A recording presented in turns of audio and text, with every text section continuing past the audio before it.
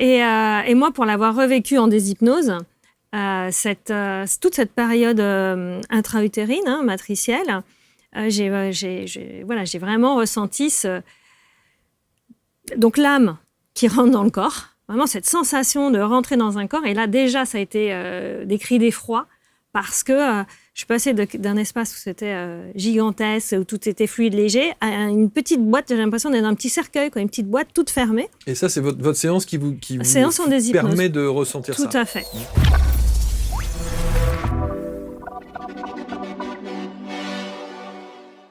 Bienvenue, merci d'être avec nous. Très belle émission en perspective avec mes deux invités installés sur le canapé. D'abord, elles se connaissent bien, elles ont un parcours qui est assez atypique et singulier. On va voir de quelle manière elles peuvent vous aider dans la vie quand on parle. Alors, vous avez tous entendu parler d'hypnose, peut-être un peu moins de déshypnose. Et ça, c'est assez surprenant parce que quand on sait qu'il y a parfois certains fantasmes autour de l'hypnose, arriver maintenant en disant, nous, on est des expertes en déshypnose de la relation à l'amour et à la reconnexion à soi, ça laisse songeur et on a envie d'en savoir plus. On a Cora et Ludivine installées sur les canapés. Bonjour à toutes les deux. Bonjour Marc.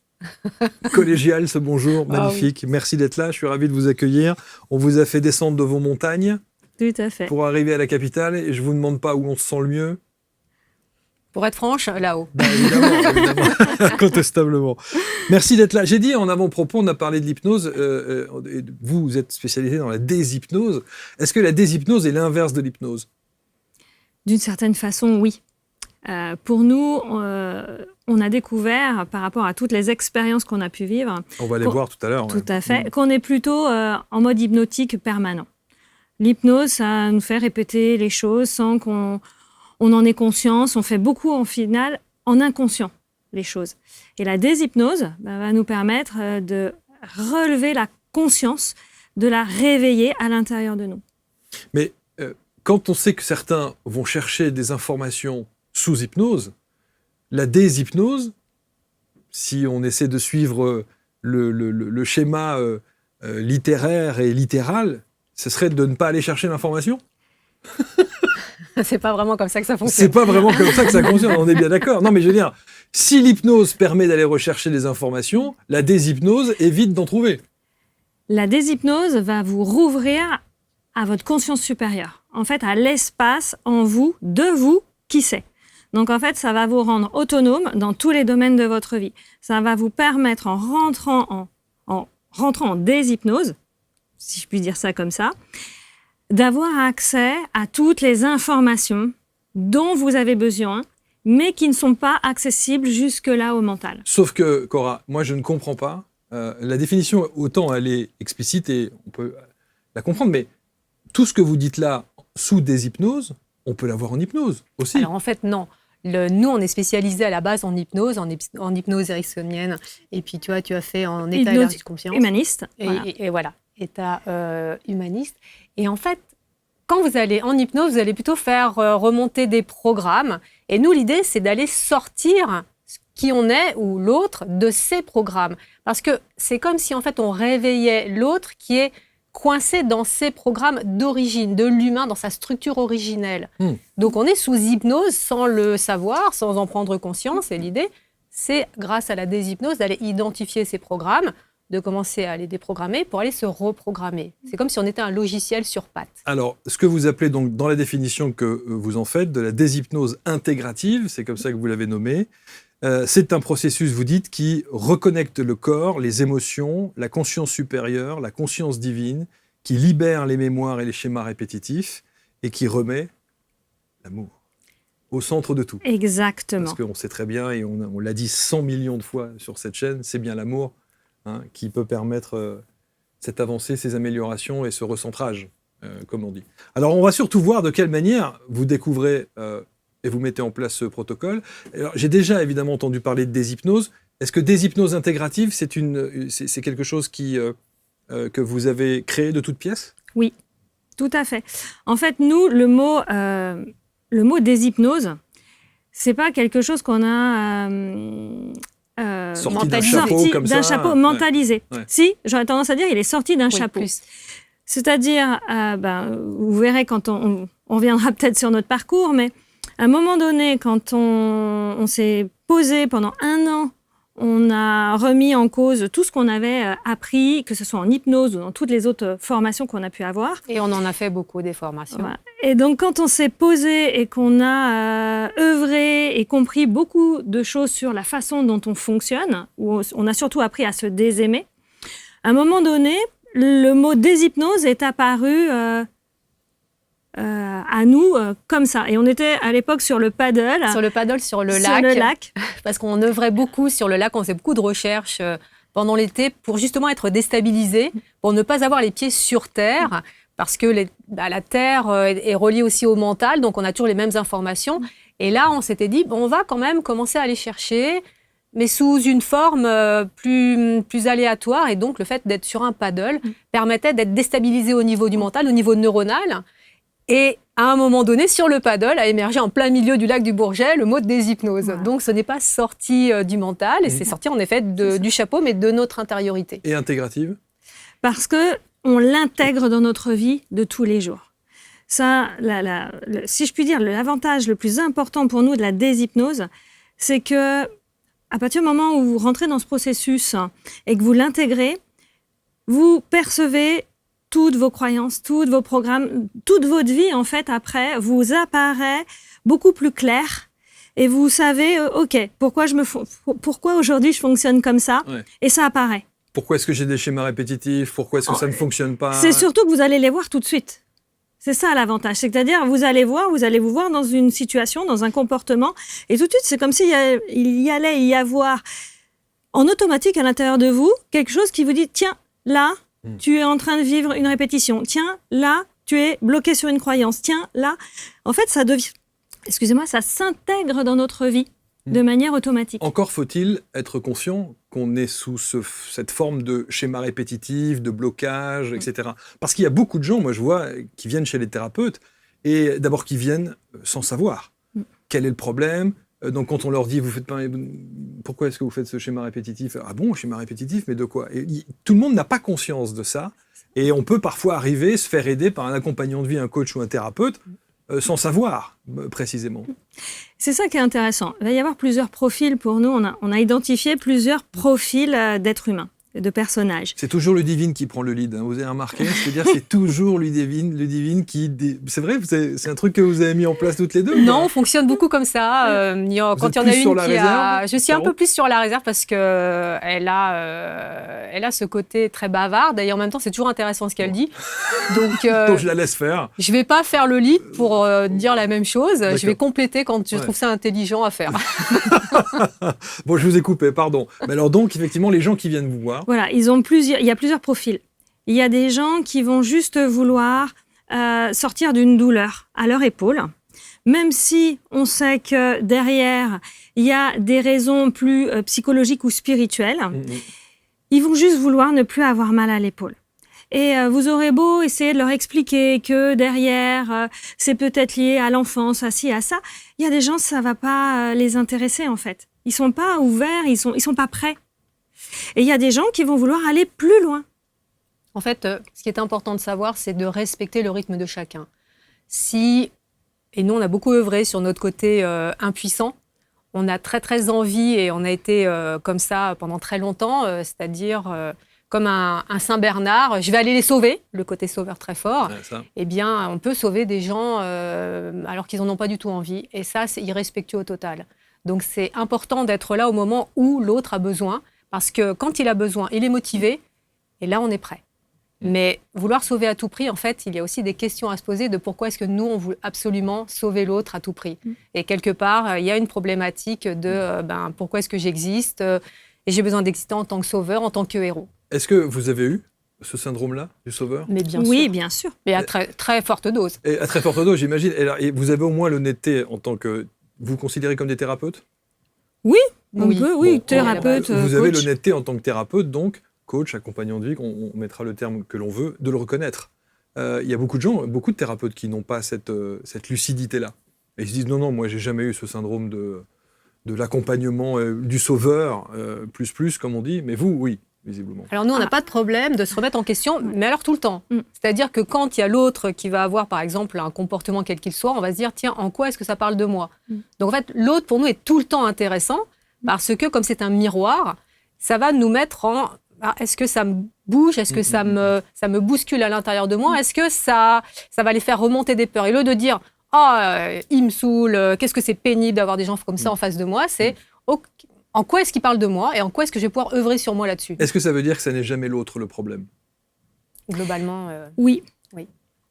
Ça n'est jamais C'est l'autre. incroyable ça. Mais vous savez qu'une fois qu'on a compris ça, ça change tout des relations qu'on peut avoir avec les autres. C'est-à-dire ce ressenti qu'on peut avoir qui va générer une colère, une frustration, quelque chose qui fait... Si on a l'automatisme de se dire « Pourquoi est-ce que je ressens ça même si l'autre en face est un salopard ?» Mais si on a la possibilité d'avoir ce mindset-là, ça change énormément de choses. Et de fait, on sort du rôle de victime. Exactement. Donc ça donne une puissance, un pouvoir à soi qui est tout à fait inimaginable quand on a des amis et des participants et des patients qui ont vécu des choses au-delà de l'horreur. Et quand on ose à un moment donné aller les amener vers ça, eh bien, déjà d'une, on ne se fait pas taper dessus, ce qui est déjà pas mal. Et en second, c'est OK, je vais pouvoir me repositionner dans ma position de puissance et je vais sortir du rôle de victime. Et ça change une vie en entier. Alors, quand on dit ça, et vous le disiez, vous avez accompagné effectivement des gens qui ont vécu des horreurs. Oui. Dire à quelqu'un, sors de ton rôle de victime alors qu'il vient de vivre, et qu'il a vécu en tout cas dans son histoire des horreurs, et on va voir que votre histoire elle est quand même pas mal, même s'il n'y a pas nécessairement d'horreur, si je ne m'abuse, mais enfin il y a quand même des choses qui sont très très lourdes, et on va voir vos parcours. C'est délicat, on ne peut pas toujours dire ça. Alors c'est ça qui est génial avec ce qu'on propose, c'est qu'on ne leur le dit pas, ils le découvrent. Voilà. Ceux qui sont prêts, grâce au processus qu'on a mis en place, quand on va les mettre en contact avec la position de victime, ils vont ressentir tout de suite dans leur corps ce que ça fait. Donc soit ils sont prêts et ça va se révéler et ils vont se rendre compte que « Ah ouais, en fait, je me sens victime ». Et ensuite, une fois qu'on va apaiser la victime, ils vont pouvoir aller ressentir qu'il y a de la puissance derrière. Parce que pour nous, dans chaque expérience, et ça, c'est pas évident de l'accepter pour les gens qui ont été victimes, c'est qu'il y a toujours du plus et du moins dans une expérience. Et vous dites quand même victime, hein? Oui, les gens qui ont été victimes. Parce qu'ils ont été victimes. Mais ensuite, la deuxième étape, c'est je reconnais qu'en effet, j'étais victime, et ça, c'est important. Et maintenant, j'en fais quoi? Parce qu'on ne peut pas revenir sur ce qui s'est passé à un moment donné. C'est identifier, déprogrammer pour reprogrammer. Donc on va dire, on va libérer la charge émotionnelle, énergétique, de souffrance, le corps de souffrance de notre émotionnel qui a été victime à un moment donné. Quand quelqu'un nous a fait du mal physiquement, on est victime. Donc on libère cette charge et ensuite on peut retrouver notre puissance et notre pouvoir et se positionner pour apprendre ensuite à dire non et à se faire respecter. Alors, on va voir le protocole, on va voir de quelle manière l'accompagnement se déroule. On va voir aussi vos parcours de vie. Ça fait 2 fois que je le dis, mais c'est important de savoir d'où vous venez, parce qu'on demande toujours quelle est la légitimité à quelqu'un de nous accompagner. Il va rentrer dans notre intimité, il va savoir des tas de choses, il va falloir qu'on se confie aussi, peut-être voilà, des choses qui vont se révéler. Donc, c'est toujours intéressant et presque une obligation, je trouve, que de savoir d'où vous venez. Mais est-ce que ça veut dire que le protocole de cette... déshypnotisation, on peut le dire, je sais pas si on le dit, ça peut. de cette déshypnose intégrative, c'est la même chose qu'une séance d'hypnose, sauf que c'est à l'envers. On fait le même principe ou pas? État modifié de conscience. En fait, l'état modifié de conscience se fait toute seule, en automatique. Il n'y a pas besoin de protocole au départ pour ouvrir son état élargi de conscience. On a mis en place des cartes exprès pour que les gens, dès qu'ils touchent la carte, tac, ça se met en place, ils ont accès à l'information. Et ce qui est en fait, et je te prie de m'excuser, je t'ai coupé, c'est beaucoup plus respectueux parce que nous, en tant qu'ayant été dans l'hypnose, on guidait les gens. Donc on se positionnait sans le savoir au final en tant que sachant. Alors que là, on se positionne à l'intérieur de nous en disant et en ressentant que l'autre a toutes les clés. Nous, on met à disposition nos outils, mais on va aller le laisser chercher, faire remonter l'information à travers son corps à lui. Et c'est lui ou elle qui va aller chercher les informations et de fait aller retrouver sa puissance. Et les enfants, parce qu'on aime beaucoup œuvrer avec les enfants, c'est là où ils retrouvent une vraie confiance en eux parce que c'est pas papa, c'est pas maman qui sait mieux qu'eux, c'est eux à l'intérieur d'eux. Donc de fait, ça leur donne une confiance de « mais moi aussi je sais ». Donc pour eux, c'est incroyable. Et pour les hommes et les femmes qui viennent, c'est pas l'autre qui sait, le professionnel, entre guillemets, c'est eux à l'intérieur d'eux. Donc vous imaginez que ça émane, ça émerge d'eux.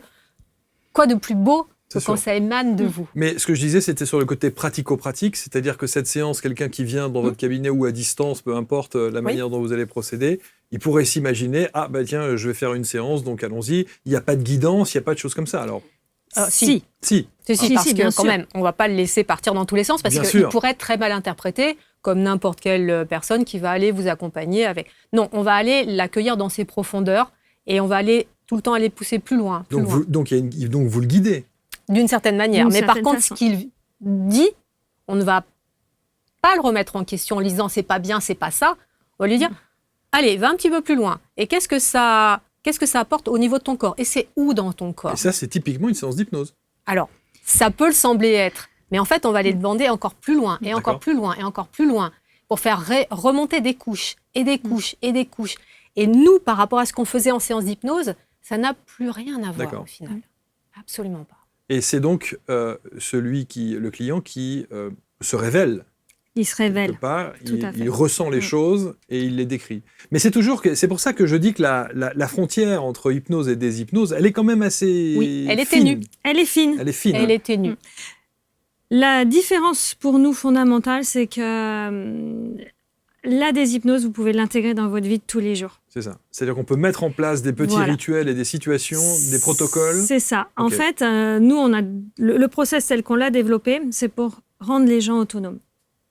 Donc, parce que là, on peut le faire à la séance. En effet, de la déshypnose à la séance, ils viennent pour 1, 2, 3, 4, 5 séances par rapport à un problème lambda. Ce qui va être le plus intéressant pour ceux qui sont prêts, ceux qui ont envie vraiment de réapprendre à s'aimer, réapprendre à savoir qui ils sont, etc. Il y a vraiment tout un process qui va leur permettre d'aller se reconnecter à leur âme, à leur esprit, à leur corps émotionnel, à leur corps mental, et à comprendre en fait comment ils se sont construits, comment ils se sont construits en désamour d'eux-mêmes, et surtout à refaire corps avec tous leurs espaces. C'est comme si en fait, quand on arrive sur Terre, on était dispatchés, comme plein de petites pièces, un puzzle partout, éparpillé, et que avec cette prise de conscience, je récupère un bout de moi, et un autre bout de moi, et un bout de moi, et pour finir, je suis dans mon unité. C'est ce que certains appellent le recouvrement d'âme. Oui. Aussi. Certains. Tout à fait. Après, je suis pas une spécialiste du recouvrement d'âme, mais en tout cas, ça peut s'en rapprocher. Mais l'idée, c'est ça. C'est-à-dire que on a un petit côté puzzle éclaté. Exactement. Et on reconstitue les choses pour qu'il y ait une unité. Voilà. Et nous, l'idée, c'est ça. C'est déjà permettre aux gens déjà de reconnecter avec l'âme. Beaucoup en sont coupés. De reconnecter avec ce que nous, on appelait l'esprit source. D'accord? Pour nous, pour faire simple, l'esprit source, c'est la part de nous qui reste beaucoup plus connectée à la conscience universelle. Et l'âme, c'est l'espace en nous qui expérimente. Et les deux communiquent ensemble.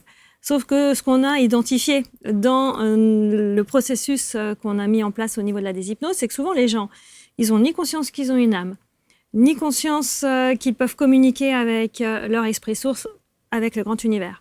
Ils sont coupés de leur corps, coupés de leur émotionnel. Ils n'arrivent plus à rien à ressentir. Et des fois, même l'âme, elle n'a pas envie d'être dans le corps.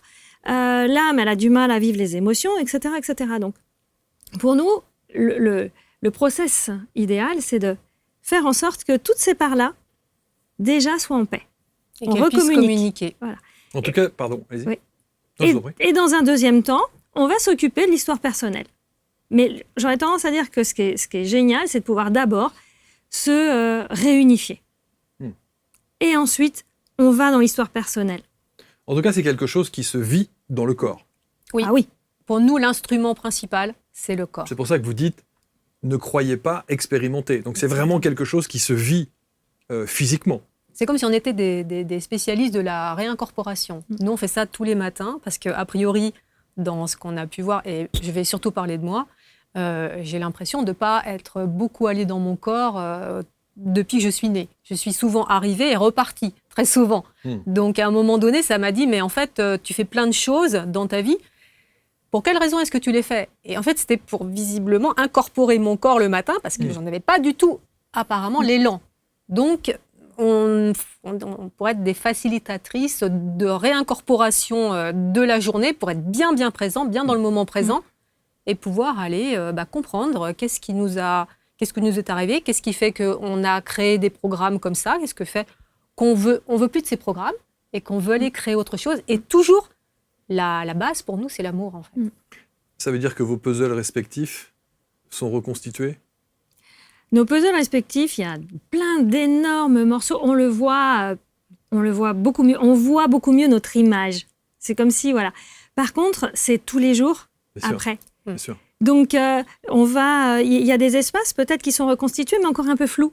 Et soudain, tac, on voit super bien, ça y est, on voit bien la couleur, le détail, etc. Et surtout, on voit le personnage qu'on s'est créé. Le personnage pour survivre. Il est merveilleux, ce personnage. Oui, il est incroyable parce que c'est là où on voit qu'on a créé petit à petit, en étant bébé, un personnage qui a voulu s'adapter pour être aimé, pour exister. Puisqu'on est rentré, comme disait tout à l'heure Ludivine, en désamour de nous-mêmes. On a créé, on est en cours de création d'un parfum. Et la née qui travaille avec nous, qui est à Grasse, Laurence Fanuel, qui est extraordinaire comme fille, elle nous a donc envoyé 4 petits flacons créés à, je ne sais pas, 15 jours de différence, donc de la même recette qu'on avait captée en déshypnose. Et on ouvre le paquet, ça sent bon, c'est une merveille. On sent petit à petit, donc avec une certaine technique, les parfums. Il y en a un qui sent super bon, et au fur et à mesure, mais il y en a, on finit au dernier, mais une horreur. Mais il sent l'amertume de comme quelqu'un qui est amer dans sa vie, qui est pas bien.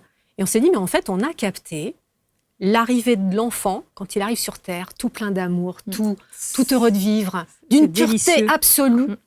Et au fur et à mesure, avec tout ce qui lui arrive dans la vie, son cœur se ferme. Donc, on était capable de créer... Mais le problème, c'est que nous, on est censé créer un parfum qui va ouvrir le cœur et qui reste ouvert. Et pas qui arrive à cette odeur qui sent mauvais. Donc, notre challenge en ce moment, on est dessus, c'est d'aller créer avec elle les petites différences qui vont faire que le cœur va rester ouvert.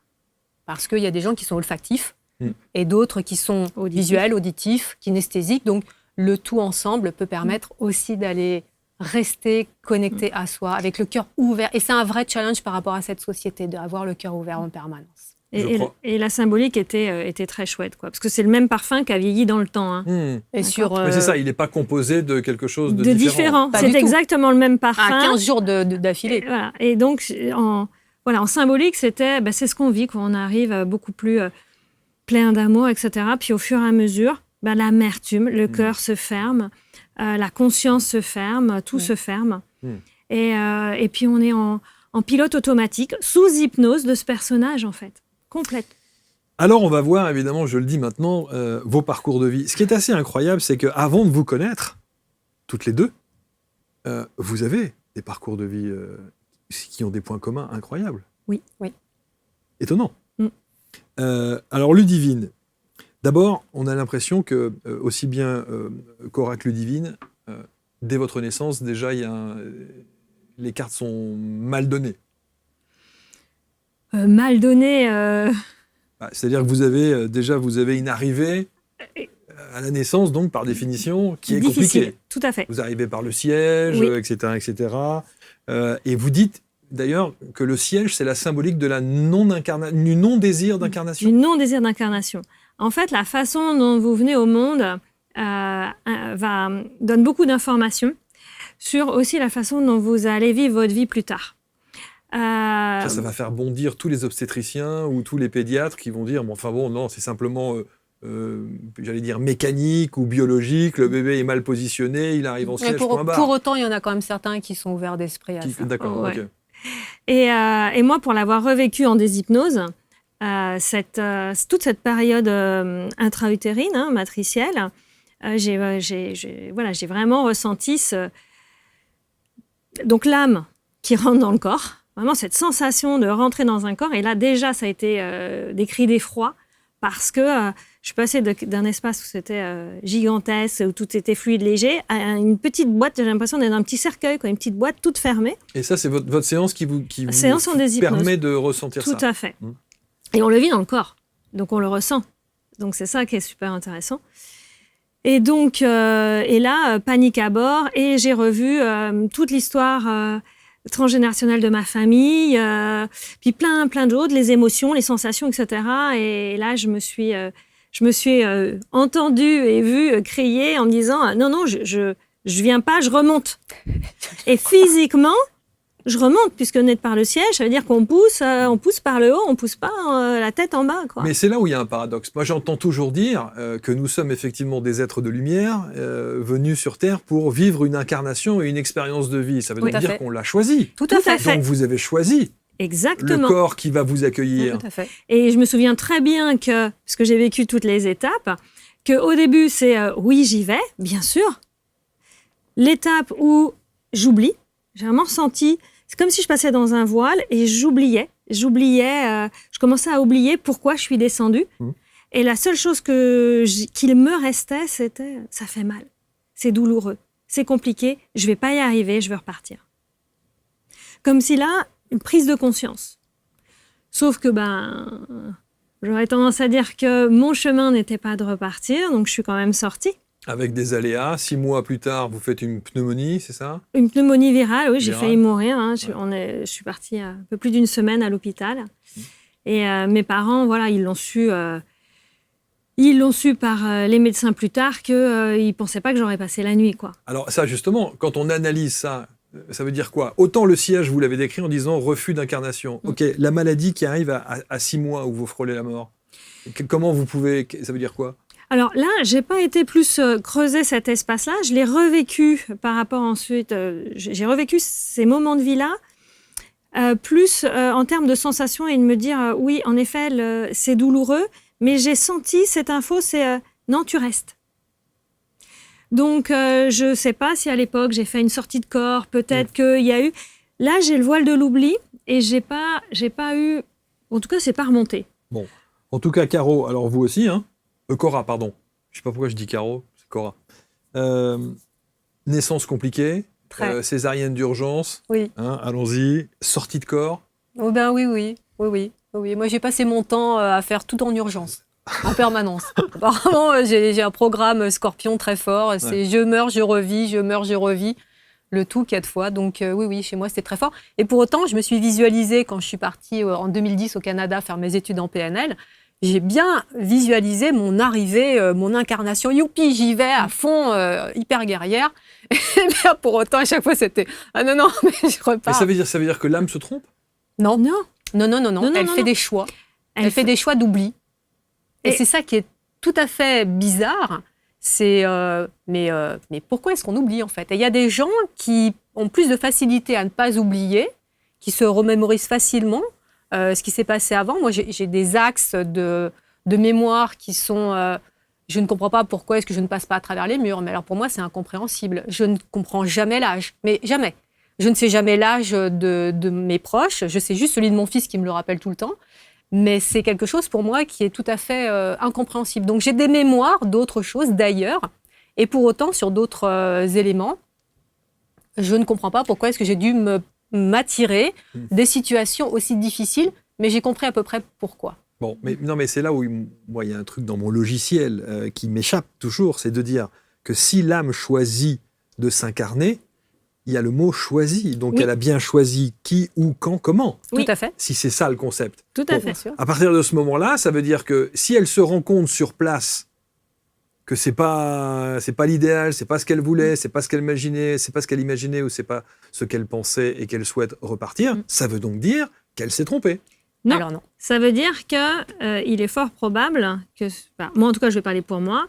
Moi, mon chemin maintenant, je le comprends à 50 ans. Je comprends pourquoi tout le chemin, ce que je viens apprendre en fait, ce que je viens vivre sur Terre. Je me suis pas trompée. J'ai cru que je voulais repartir. Mais au fur et à mesure que la vie passe, que les choses avancent, évoluent, et là où j'en suis aujourd'hui, je comprends beaucoup mieux que je viens réexpérimenter l'amour. Mais à l'époque, non. Voilà, je viens expérimenter l'amour dans toute sa complexité et dans toute sa beauté. C'est super facile quand vous êtes l'âme et que vous êtes, pour l'avoir vécu aussi en déshypnose, quand vous n'êtes pas dans de la matière, quand vous n'êtes pas dans un monde matériel, tout est facile, tout est fluide. Et vous êtes dans un amour, vous êtes baigné dedans. Donc ça paraît évident que l'amour, c'est facile. Et que l'amour, c'est une évidence, on est censé vivre et que c'est magique, c'est merveilleux. Quand vous venez expérimenter la vie terrestre... Et la matière, la chair, les organes, ça n'a plus rien à voir. Et donc là, l'amour, quand vous réapprenez à vous aimer, parce qu'en fait, le process, vous apprenez à vous désaimer au départ. On met en doute vos compétences, vos capacités, ce que vous dites, puis vous souffrez, et puis etc., etc. Donc vous faites le chemin. Moi, j'appelle ça un rebours. Vous repartez, vous apprenez à... Vous n'êtes plus dans l'amour. Vous apprenez la souffrance, la dureté, etc., etc. Vous voyez ce que c'est. Et quand vous retouchez à l'amour, quand ensuite vous vous révélez à ça, vous voyez qu'en effet, l'amour a une valeur inestimable. Et que vous faites la différence entre aimer et pas aimer, en fait. Mais c'est là où on se dit que le cahier des charges, quand on est une âme et qu'on décide de s'incarner, ça serait bien qu'on le valide avant. Mais en fait, apparemment, ça a été validé avant. Mais c'est ça qui est dingue, c'est que dans ce qu'on a capté en tant qu'âme, on est éternel. Donc vous imaginez, il n'y a pas de début, il n'y a pas de fin. Ouais. Donc vous allez expérimenter différentes dimensions, différents états d'être, etc. Et il paraît qu'il y en a qui ne se sont jamais incarnés en tant qu'humains, donc c'est un vrai challenge d'aller s'incarner en tant qu'humain. Et peut-être que certains d'entre nous se sont dit, allez, je vais aller me faire une vie toute pourrie, mais des horreurs les unes après les autres, etc. Pourquoi ? On ne sait pas, on ne comprend pas. C'est là où c'est complexe quand même, parce que par rapport à ne serait-ce que ce qui se passe dans le monde, mais quelle raison est-ce qu'on peut expérimenter des trucs pareils ? On ne peut pas juger, jamais, ni critiquer, ni juger. On peut juste percevoir derrière que c'est un état d'expérimentation et de voir le plus et le moins de l'expérience. C'est pour ça que nous, à chaque fois, on en revient toujours à vivre le plus et le moins de cette expérience de manière à la mettre au point zéro, point de neutralité, pour pouvoir passer à une expérience. J'entends. Après, la question qu'on peut se poser aussi, et que certains doivent se poser, c'est que sur ce principe d'incarnation, c'est de se dire, effectivement, quand on voit les horreurs, et l'actualité nous le dit tous les jours, on se demande pourquoi, comment, etc. Et comme j'ai perdu le fil de ma question, je vais enchaîner avec ce que je voulais dire maintenant, mais elle me reviendra, cette question. En tout cas, vous, ce qui vous sauve, Cora, c'est le sport. Oui, tout à fait. Alors, ce qu'il faut quand même savoir, c'est que quand j'étais petite, j'étais très dans le monde féerique. Mon père n'a pas arrêté de me répéter que j'étais jamais en fait présente. J'étais toujours très éthérée. Je vivais dans d'autres mondes. Et le fait d'avoir eu ces problèmes de santé m'ont très vite, puisque de toute façon j'habitais en station de ski. À 4 ans, j'avais déjà ma première compétition de ski. D'ailleurs, j'étais sur les skis à 16 mois. Donc, vous êtes tout de suite mis sur un chemin. Et de passer en fait un côté un peu féerique, éthéré, autre monde, à un domaine de compétition tout le temps, puisqu'on était 5 fois par semaine sur les skis, les après-midi, tous les week-ends compétition, commence à vous forger un état d'être, un état d'esprit, une discipline intérieure. Mais au final, je me suis rendu compte que j'avais développé un mental en titane et que c'était au détriment d'aller m'écouter. Parce que vous n'avez pas le temps de vous écouter quand vous êtes petit. Vous êtes tout le temps, allez, il faut y aller, puis il faut se battre contre un tel, etc. etc. Mais c'est très bien. Et moi, apparemment, j'ai beaucoup expérimenté le côté guerrier. C'est ce qui est revenu, que ce soit en PNL ou après. Il y a un côté guerrier qui est chez moi, qui est innommable, qui m'a poussé beaucoup trop loin dans toutes les situations possibles, imaginables. C'est-à-dire que vous êtes allé au bout du bout à chaque fois, mais au bout expérimenter du bout. les choses. Mais il peut y avoir n'importe quoi qui se passe dans une ville, vous pouviez être sûr que j'allais intervenir pour aider quelqu'un.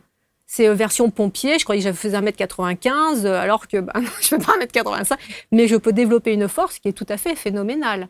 Et plusieurs fois, je me suis retrouvée face dans une situation, à être de façon spontanée entre des gens qui étaient très agressifs, qui allaient taper d'autres, et je me mettais au milieu pour prendre le coup, comme si j'allais pouvoir être capable d'aller arrêter un coup. Et ben en général, les coups ne venaient pas. Parce que comme si j'étais un titan, je mettais en place une énergie telle qu'en face, ça ne tapait pas.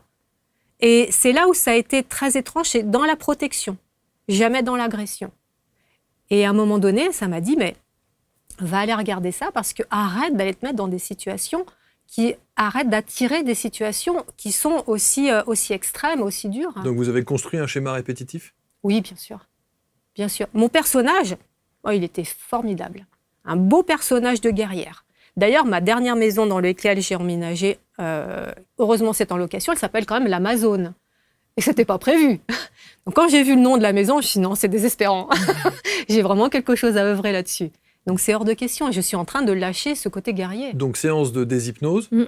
Bien sûr. Et qu'est-ce que vous avez coupé Ça se déconstruit petit à petit. Okay. Et c'est un vrai chemin. Si je pouvais le faire du jour au lendemain comme ça, mais j'adorerais. Mais le problème, c'est que c'est tout paramétré dans mon état d'être, dans mes cellules, même au niveau hormonal. Donc c'est difficile d'aller... Mais c'est le principe d'aller faire du réencodage. Si on va réencoder petit à petit... Si on veut le faire encore de façon trop violente, bam, c'est encore du guerrier. Donc, vous allez encore vous faire du mal. Ouais.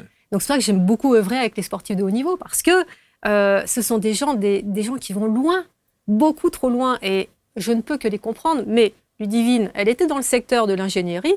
Elle aussi, de toute façon, elle était dans un secteur dur. Donc, on est très différentes, mais on se ressemble et on se comprend beaucoup dans nos façons d'être.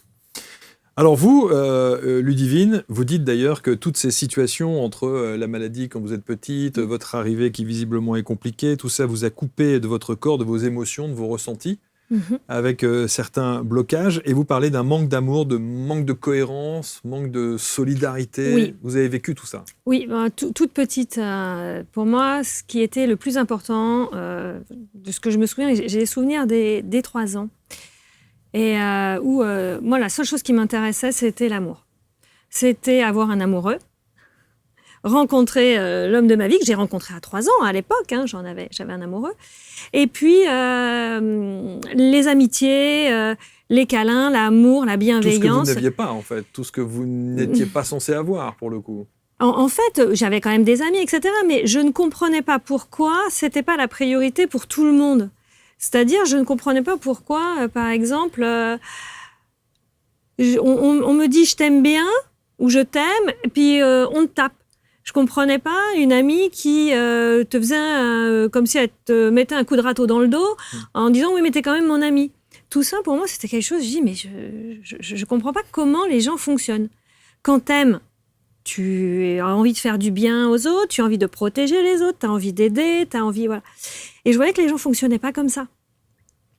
Et déjà, toute petite, j'avoue, j'étais estomaquée. Voilà. Et puis, moi, la seule chose qui m'intéressait, comme je vous le disais, c'était voir mes amis,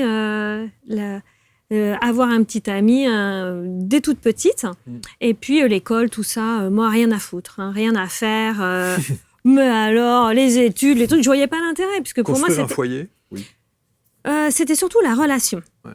C'était la relation, que ce soit dans des états d'être apaisés, joyeux, aimants. C'est ça qui m'intéressait le plus. Et je vivais pas dans un foyer qui était comme ça. Moi, mes parents s'engueulaient beaucoup, tout le temps. Voilà, c'était une éducation comme on faisait avant, qui aime bien, châtie bien. Voilà. Donc, j'ai pas une enfance où j'avais pas un père violent ou un truc comme ça, mais c'était... c'était pas serein. Ben non, voilà, pour moi, c'était pas serein. Je me suis toujours battue avec mon frangin. Et pour moi, c'était complètement à l'opposé de ce que j'émanais. Et j'ai commencé à beaucoup me couper de cet amour à partir du moment où je devais être à peu près en CE1, quand là, mon papa m'a dit « Écoute, ma chérie, le plus important, ce sera les études. Le reste, ça passera après. » Il a été très, très persuasif. Donc, au début, j'ai un peu bataillé et puis j'ai pas pu résister. Et c'est là où je me suis coupée de l'amour pendant tout un temps. Et je me suis créé un mental très, très, très, très fort. analytique. Ce qui vous a aussi, ce mental analytique vous permet de faire la carrière de cadre Exactement. que vous avez pu avoir dans l'ingénierie. Voilà. Donc ça aussi. Mais ça m'a coupé. Et puis en parallèle, donc ça je l'ai su plus tard en hypnose d'abord, puis en déshypnose on a finalisé. J'ai eu toute une période où j'ai eu des mémoires d'abus, en tout cas pendant toute cette période, donc abus sexuels. Donc mon corps en avait tous les stigmates, tout, voilà. Et en même temps qu'il fallait en plus aller travailler, enfin l'important c'était le travail, les réussites professionnelles, scolaires, etc. Ben là je me suis complètement coupée, je suis devenue une enfant très dure. Je regardais tous les films d'horreur sans broncher, les films tristes sans broncher. J'avais plus d'émotionnel. Ouais, c'est ça. Et j'avais un objectif, faire des études. C'est pour ça que quand on parle du conditionnement, de l'engrammage, c'est incroyable. C'est incroyable, hein. C'est fou. Vous savez, je prends toujours cet exemple, moi, qui m'a marqué. Vous avez vu ces scientifiques, peut-être, qui ont décidé de réunir des bébés dans une pièce. Et vous avez plein de bébés qui jouent dans une pièce. Et à un moment donné, ils déposent des serpents, qui sont évidemment complètement inoffensifs, etc. La première réaction qu'on aurait tous, c'est d'avoir un rejet, d'avoir une peur, parce qu'on a cet engrammage de la peur, de survivre, de l'attaque, de la morsure, du truc. Les bébés jouent avec les serpents, les touchent, les retournent, etc. Et c'est ça qui est assez incroyable, de se dire à quel point, effectivement, on arrive avec cette pureté. Exactement. Et qu'ensuite, en fonction de l'éducation, des codes, du transgénérationnel, de ce que nos parents nous transmettent aussi parce qu'ils ont eux-mêmes vécu certaines choses, eh bien, on est prédéfini d'une manière qui est incroyable, qui ne devrait pas l'être. On est programmé, au niveau bien cellulaire. C'est pour ça que nous, quand on vous dit de la déshypnose, c'est du réencodage. Et c'est pour ça ce qu'on a créé, c'est pour aller sur tous ces secteurs, le karmique, le transgénérationnel, tout, absolument tout, et sur tous les sujets. Parce que le but, c'est que ça soit l'amour aux manettes. Et encore une fois, c'est pas une baguette magique. Il faut quand même il faut plusieurs séances pour qu'effectivement les choses se décantent. En fait, c'est une pratique. C'est une pratique. C'est une pratique. Après, en une, des fois 2, 3, 4 séances, mais il y a des choses qui changent du jour au lendemain. C'est-à-dire à partir du moment où vous avez lâché, c'est lâché. Et autour de vous, ça change. Votre façon d'être bouge de façon... du jour au lendemain. Mais ça veut dire qu'il peut y avoir des dommages collatéraux, parce qu'à partir du moment où ça bouge chez vous... Bien sûr. En général, ça va remettre en cause, oui. Mais alors, ce qui est intéressant, c'est que pour quelle raison est-ce que, par exemple, si vous êtes en relation avec un chéri ou une chérie, est-ce que vous l'avez choisi à ce moment-là? Donc, ça va, en effet, redistribuer les cartes. Mais comme vous allez être de façon beaucoup plus authentique avec vous-même, dans l'amour de vous-même, eh bien, ça va bouger l'extérieur. Donc...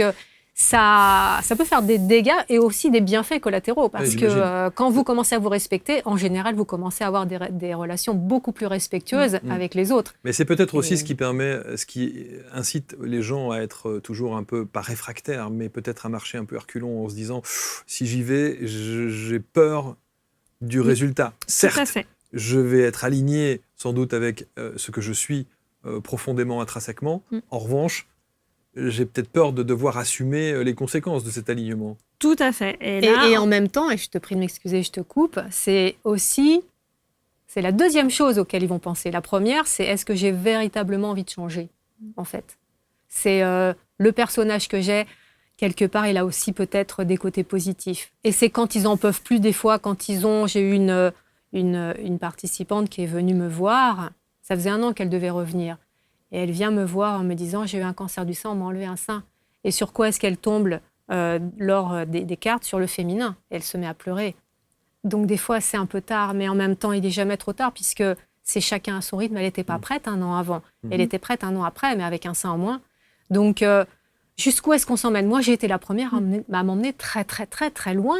Mais parce qu'il y a un programme à l'intérieur qui fait « Ok, t'as toujours pas compris? Bah allez, je vais t'emmener un peu plus loin. Ah, t'as toujours pas compris? Ah bah allez, encore plus loin. Tu veux toujours pas t'écouter? Bah allez, continue. » Et on peut pas juger, on peut pas critiquer. C'est le rythme de chacun.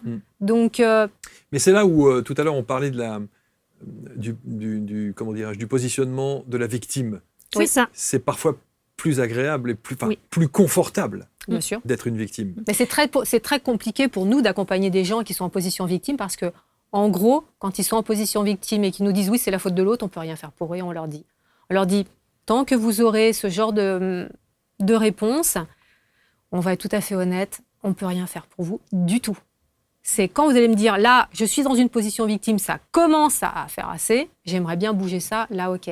En gros, les touristes, ils ont le droit d'exister, mais on ne peut pas les accueillir. Est-ce que ça veut dire que cette phrase qu'on entend régulièrement qui dit je ne sais pas pourquoi, ça m'arrive toujours, c'est toujours à moi, c'est toujours sur moi que ça tombe. Oui. On ne peut plus l'entendre. Ah ben, c'est-à-dire qu'on peut l'entendre. Le problème, c'est combien de temps est-ce que la personne peut encore l'entendre, mais elle a le droit. Donc nous, peut en effet nous dire, on va commencer à essayer d'éveiller l'autre en lui disant des petites phrases, mais si on sent que ça ne prend pas, mais qui est-ce qu'on est pour aller pouvoir vouloir le bouger C'est son choix de vouloir rester dans cette position-là. On va de moins en moins, nous, attirer ce genre de personnes à nous, en effet, parce qu'on est toutes les deux très force de proposition. Donc, on peut être très vite fatigante pour notre entourage. Moi, j'ai ma maman qui est tombée malade les premières vacances de Noël, le premier jour, vraiment pas bien. Hein. Je me dis, bon, ok, on n'est pas bien. Qu'est-ce qu'on va faire? Je dis, bon, écoute, huile essentielle, bouillotte, et les cartes de déshypnose. Elle me dit, ah, mais je suis pas bien. Ok, c'est toi qui choisis. Mais par contre, si t'es pas bien, t'as le droit de pas être bien, mais juste tu cherches pas. Donc je suis un peu dure avec ma maman, je suis pas très facile d'ailleurs, de ce côté-là, ma mère, elle a du courage. Elle me dit, bon, ok, j'y vais. Mais le lendemain, ça y est, c'était guéri. Donc elle a vu qu'il y avait une problématique de solitude qui remontait, etc. Mais le lendemain, c'était réglé. Je dis, maman, c'est tous les jours. Va t'écouter. Elle est retraitée, elle passe sa vie, elle est tout le temps en train de brasser. Et mon gamin, c'est la même chose. Il y a une problématique, ok, tu vas chercher tes solutions à l'intérieur de toi. Tu as ta méthodologie. Tu prends les cartes et tu vas chercher. Donc, ils n'ont plus d'excuses. Donc, c'est infernal de nous avoir dans leur environnement parce qu'ils savent qu'ils peuvent aller chougner pendant un temps.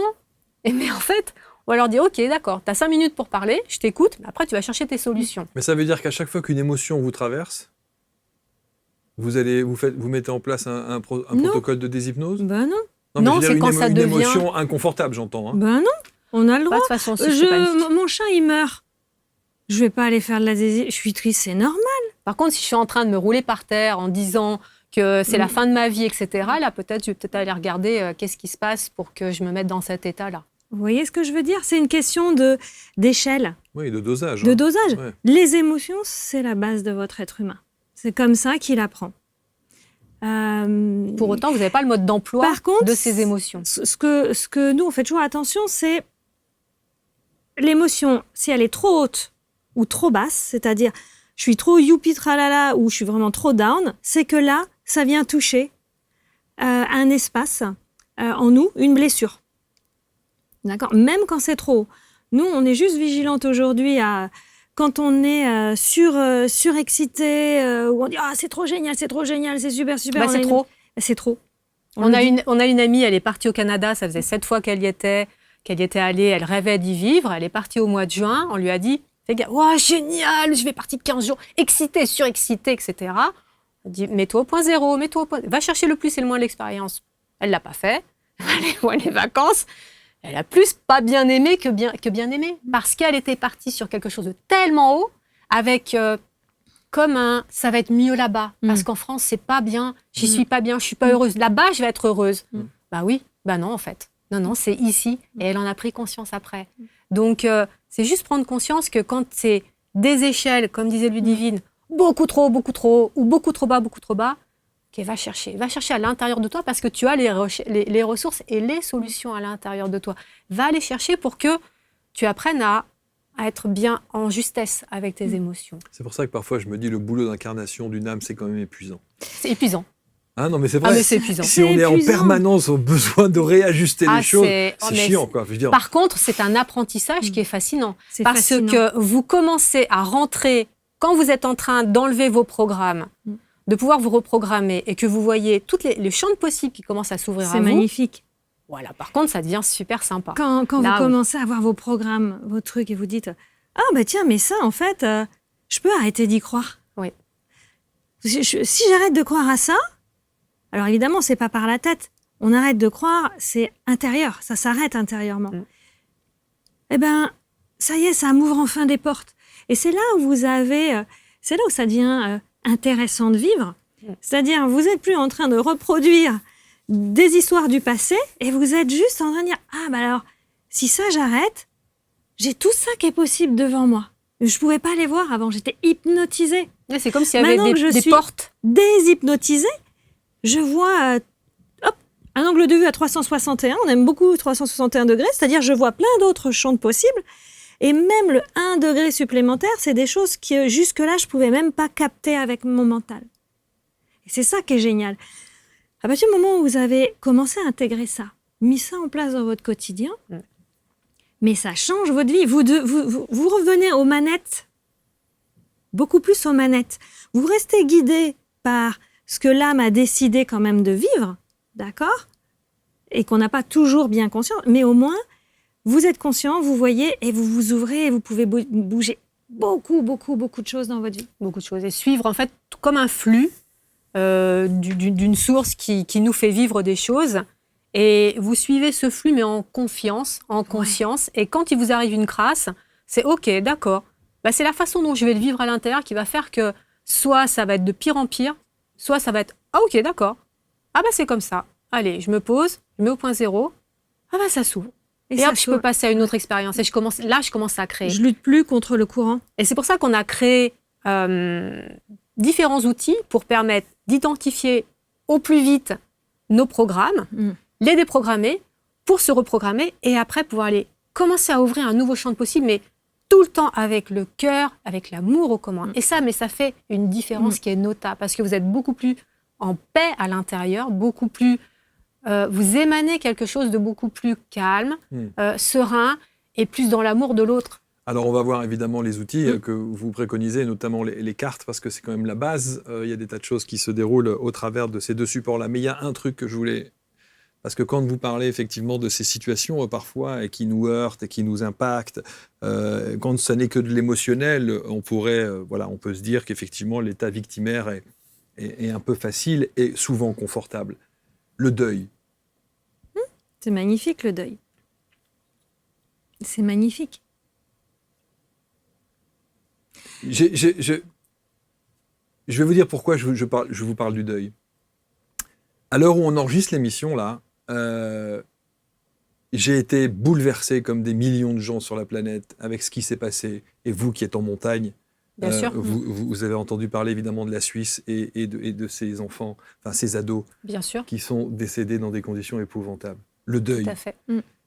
Comment expliquer à ces familles qui ont perdu leurs enfants que peut-être que le fait d'avoir un accompagnement avec une j'en oublie les mots tellement ça me perturbe, une déshypnose.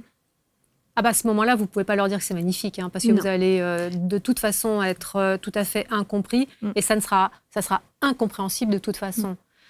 Mais en fait, excuse-moi de te couper, dans les étapes de deuil, de toute façon, il va y avoir les premiers moments où on va pleurer. Pleurer, ça va être dur. Les fameuses 5 étapes. Les 5 étapes, évidemment, le rejet, le refus, etc.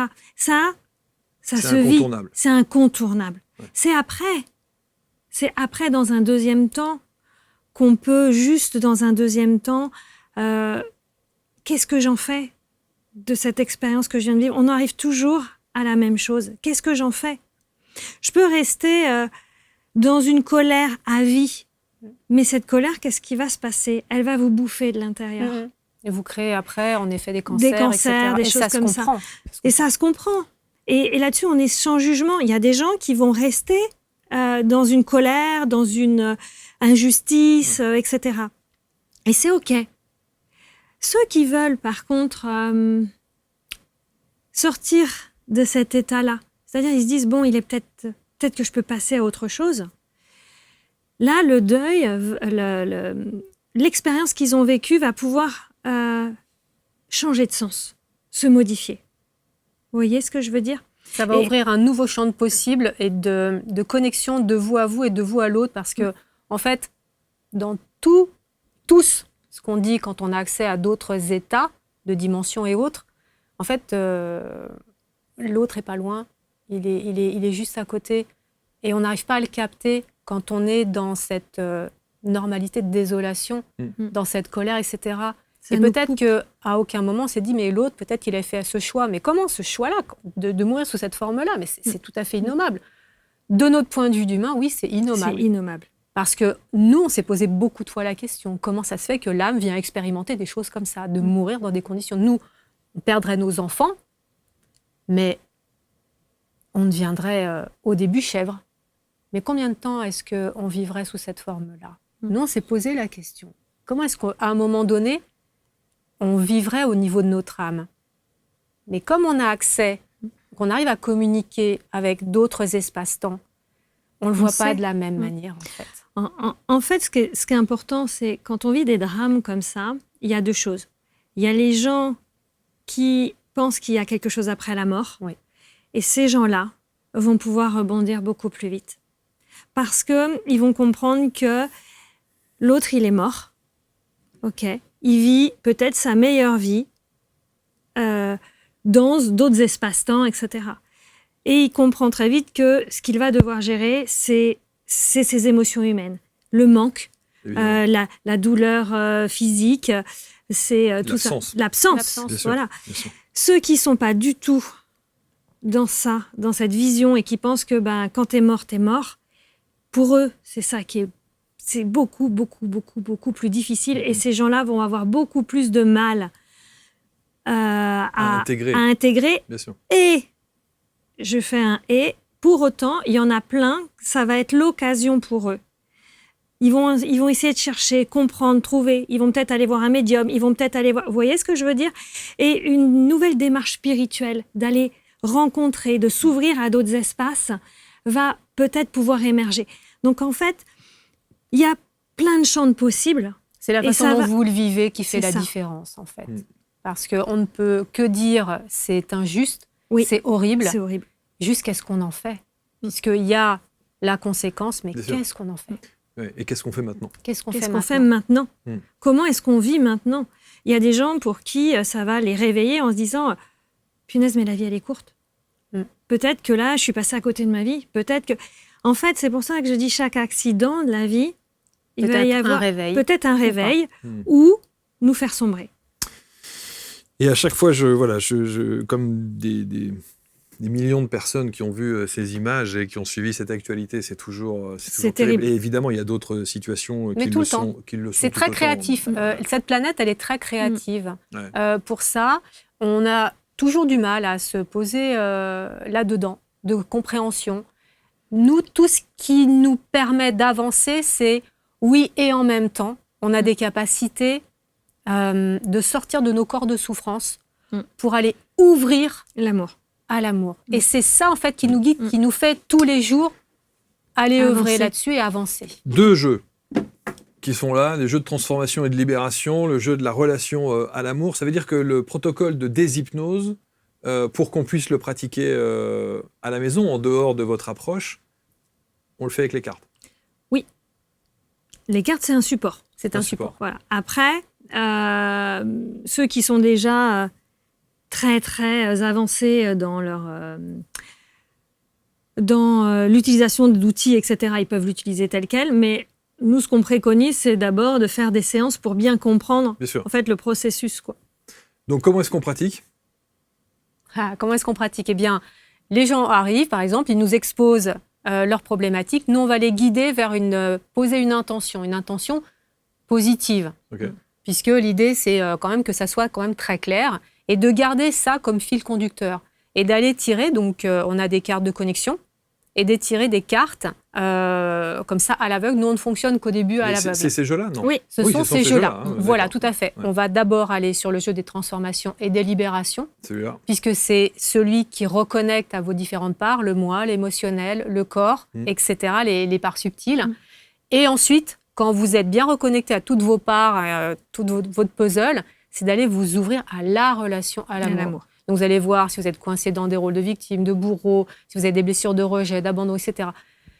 Des blessures karmiques, qu'importe. En fait, l'idée, c'est de ne rester dans aucun jugement. Quoi qu'il arrive, ce que vous sentez, voyez, entendez, goûtez même, eh bien, l'idée, c'est de les mettre dans l'expérience, dans son positif, dans son négatif, et à un moment donné, de les mettre au point zéro, de manière à ce que ça arrête de tourner en permanence sur l'expérience qui se répète dans des schémas répétitifs, et que vous puissiez, en étant au point zéro, passer à une autre expérience beaucoup plus créative.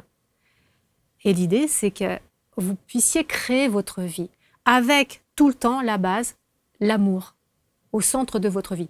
Parce que l'amour, et vous en êtes convaincus, elle est sur tous les sujets, toutes les problématiques, que ça soit professionnel, personnel, de santé, etc. C'est l'amour qui va pouvoir vous permettre d'avancer dans votre vie. Mais donc, d'abord, des séances pour qu'on maîtrise, j'allais dire, qu'on ressente le protocole, c'est ça, pour aller faire un premier nettoyage, si je puis dire. Et ensuite, on fait les jeux. On fait les jeux directement. Ils ont les jeux à la maison. Okay. En fait, pour nous, il y a 2 façons de faire, pour faire très simple. Soit les gens ils viennent avec une problématique lambda, comme on vous disait, j'ai des problèmes récurrents de douleur ou de... Ça peut être physique, ça peut être émotionnel, ça peut être répétitif. Ou j'en ai marre, j'arrive pas à rencontrer l'homme de ma vie ou la femme de ma vie, etc. Ils viennent pour quelque chose de très ponctuel et donc on va répondre à leurs problématiques de façon ponctuelle et on va juste faire peut-être 2, 3, 4, 5 séances, ça va dépendre d'eux. Là, on va aller pour débloquer la situation. Ça, c'est une façon de faire. C'est pas ce que nous, on préconise, c'est pas ce que nous, on préfère. Nous, ce qu'on préfère, c'est accompagner sur 4 mois dans une vraie reconnexion, une vraie dynamique à l'amour de soi. D'accord ? Donc là, c'est tous les gens qui sont prêts et qu'on en marre que, ils vont avoir soigné ça, ils vont avoir soigné la rupture, ils vont avoir... Puis à chaque fois, il y a des trucs qui reviennent, et puis il faut retourner voir un thérapeute, puis il faut retourner voir un énergéticien, etc., etc., qui se disent, mais comment est-ce que je peux faire moi pour être mieux avec moi-même et avoir mes propres capacités de transformation ? Là, on les accompagne dans un processus, comme disait Cora, beaucoup plus long, où justement, on s'occupe de l'âme, du corps, de l'esprit, et on s'occupe ensuite de tout ce qui va faire qu'on s'est déconnecté de l'amour. Et on les emmène à se reconnecter à l'amour d'eux-mêmes et à pouvoir de fait s'ouvrir à de nouvelles façons d'être en relation avec les autres. En fait, c'est toujours relié aux peurs, l'amour.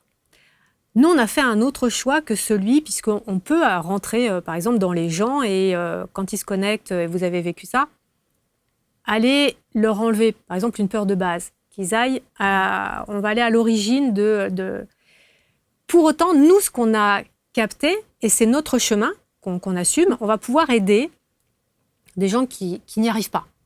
Mais nous, notre but ultime, c'est qu'il y ait un chemin qui soit compris par rapport à ces peurs. Parce que vous allez couper l'origine d'une peur, soit, mais on en a tellement derrière. Mais des peurs, elles peuvent remonter, mais par le plafond, en verticalité, à droite, à gauche. Et à un moment donné, mais c'est pas quelqu'un qui va le faire à votre place. À chaque fois. Et l'idée, c'est de reprendre votre souveraineté. C'est notre chemin à nous. Donc, c'est un chemin qui est un petit peu plus loin.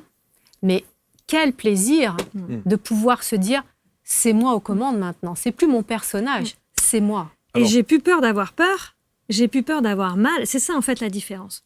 Moi, j'ai plus peur d'avoir peur, ni mal, ni de souffrir, ni d'être dépendant. J'ai plus peur parce que dès que je le vois, je peux me poser, je lâche déjà les charges et ensuite ça s'ouvre.